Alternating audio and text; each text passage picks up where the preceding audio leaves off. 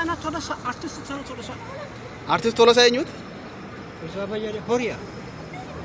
Maal sirba maal jedhu qabda? Barbaadde ashama mee na tagarsiise. Dagadaawwan dagadi. Mee ammas qoonqa kan kee ol fuudhiitii dubbadhu mee? Otoo naamurtee daraara bitaa naamurtee daraara bitaa naamurtee.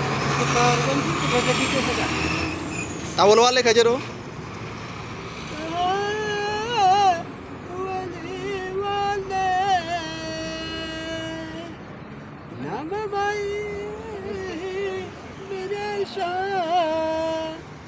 Waan kee walaalee beestee walaalee maal godha amma wanni hin jiru amma kana ijoollee tokkotu bana intiriidha naa kennaniiti hojiin kaasiin malee intiriidha HIV hin qabaan dhukkubsataadha. Ayyee. Buna kanaan hin jiraadha dooktarii nyaadhu naan jedha maaliin nyaadha deegaa bunaan. Mee amma haalli jireenya kan keetii akka itti jiraattu maanni? Haalli jireenya koo Oromoo mosu na gargaara malee qabu godoo hin qabu waa tokko hin qabu oobdii lafa wanni hin qabu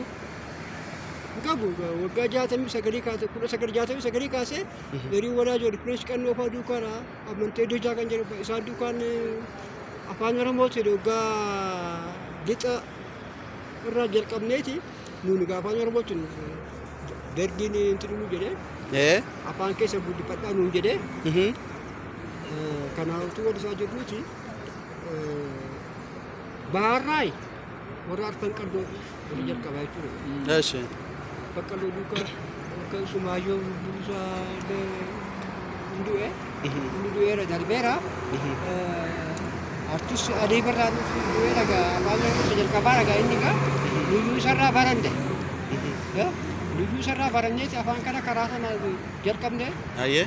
Isaan immoo karaa Somaadaa dabarsu turan raadiyoonii Moqaadishoorraa dabarsu turan yeroo sana gaazexni yeroo dargii keessa tumameera dhuma reebamu ilkaan koo shan iyyuu yeroo qabxattuu ilkaan koo shan hin dhabe.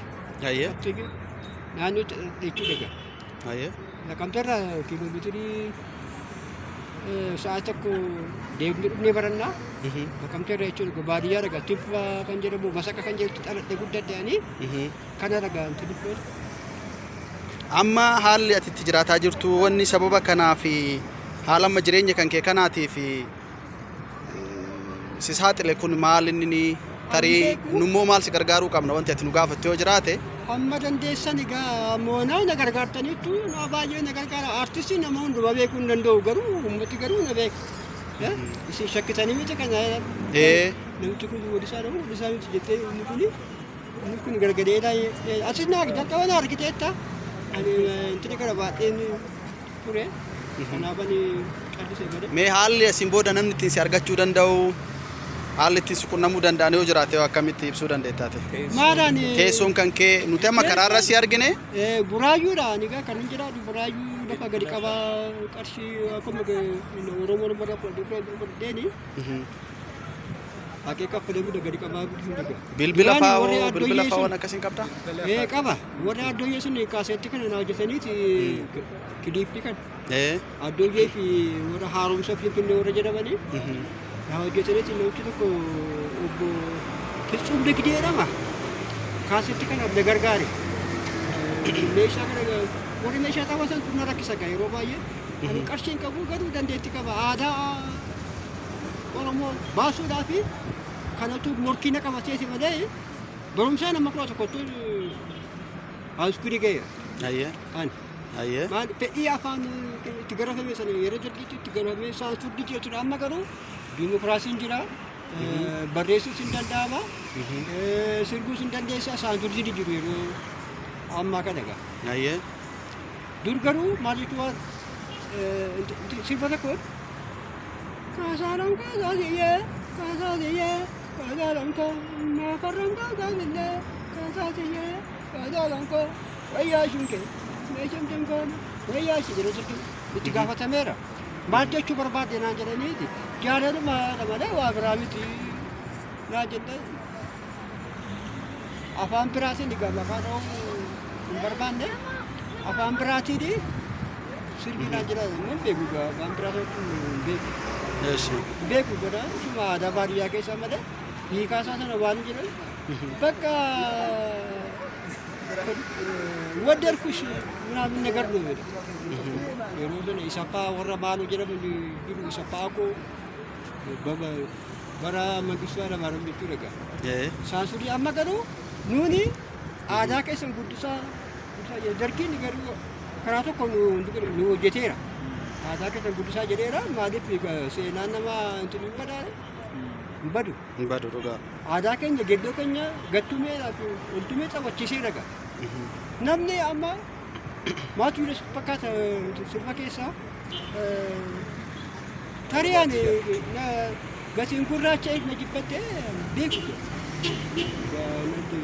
Afrikaa keessa jiraan namni jedhamu gurraacha yoo jedhenu gatiin gurraacha isaa itti mul'achuu hin dadhabe ta'e waan isaan beeku. Ayyee. Nama seenaa qabu dhagaa hojjetee dhagaa waggaa baay'ee waggaa bara 1969 kaasee yeroo sana galma beeraa siyaasiriitti qabatee dhasa jalqabaa afaan oromootiin wallagga keessaa dhufne baalee arsii harar isaan egaa aduu birraa jedhamu yeroo sana isaan aduu birraa jedhamu isaan yeroo sana aduu birraa jedhamu jabanaa isa moozarriidhaan taphatu jarri amma ani birraa lafseesaa amaanuu ijoolleetti xummeetti tokko baadiyyaa keessa fideeti ganaayyuu shaakadha jarri shaakadha yuutu jarri shaakadha yuutu gada amma ijoollee baadiyyaa keessa isaan moozarrii aduu birraa jedhamu naannaa turan yeroo sana qabsoonni finiinaa ture nuuni karaa bahaa isaanuma karaa lixaa karaa bahaa isaanuma nuuni karaa lixaadha isaan harkaan qalloo jedhamu gaa yeroo sana isaan muuziqaa isaanuma duukaa dhagaa anee daawwaa kunuunfaa yeroo sana dhagaa hundumti isaanii himee yesuuf kan jedhamu isaan baay'ee itti dhagaa himee yesuuf kunuunfaa baay'eedha adamaaruun kunuunfaa jiru karaa itti jechuu dhagaa.